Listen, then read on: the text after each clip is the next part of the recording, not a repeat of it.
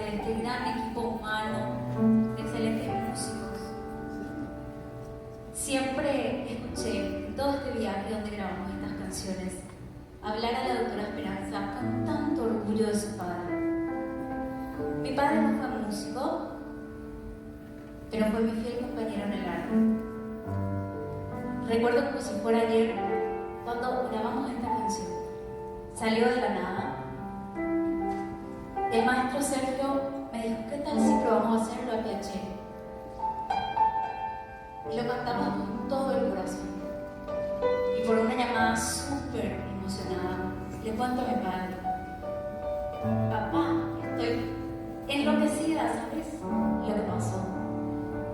Grabé en el mejor estudio del mundo la canción más importante del cancionero paraguayo, la primera versión internacional en guaraní.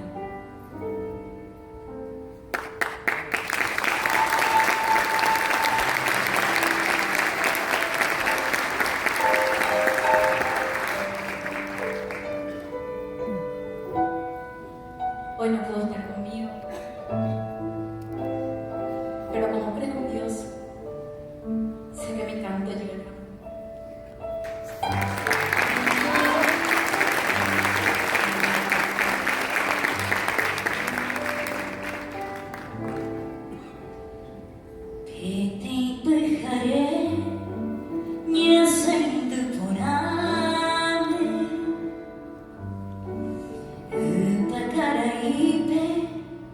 Ya yo